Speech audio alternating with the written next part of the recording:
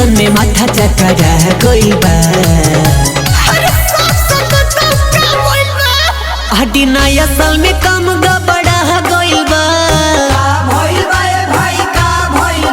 हटी पोसल मुर्गवा हेरा गइल बा।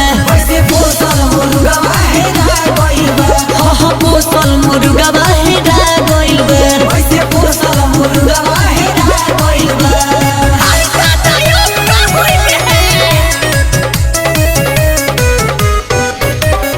Music by Taruva Chauhan.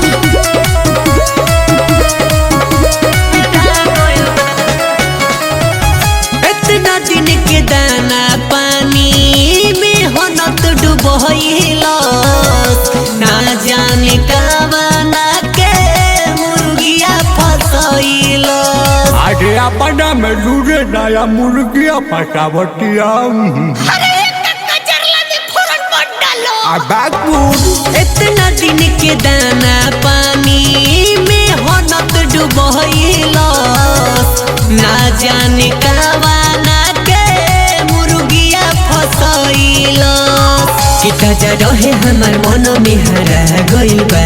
पूजा का ब्यास होया वो फकलो हटी नया साल में काम गबड़ा गइल बा। हटी पोसल मुर्गवा हेरा गइल बा। पोसल मुर्गवा हेरा गइल बा। पोसल मुर्गवा हेरा गइल बा। पोसल मुर्गवा हेरा गइल बा।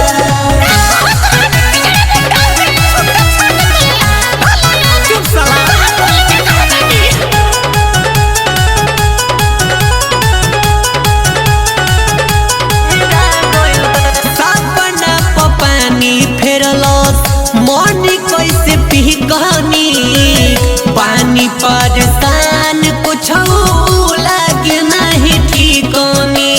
अरे छोड़ जा मुर्गा अंडा देला रे कोई सब पीने के मोनी। अरे साला मुर्गा अंडा देला रे। सापना पानी फेरलस मोनी कैसे पी कहानी बहनी परेशान कुछ लगे नहीं ठिकानी। सपाटी होई कैसे बबलू डेरा गइल बा।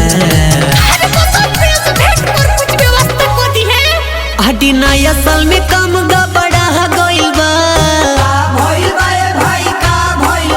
हटी पोसल मुर्गवा हेरा गइल बा। पोसल मुर्गवा हेरा गइल बा। पोसल मुर्गवा हेरा गइल बा। पोसल मुर्गवा हेरा गइल बा। तो के देख आ गइल बा।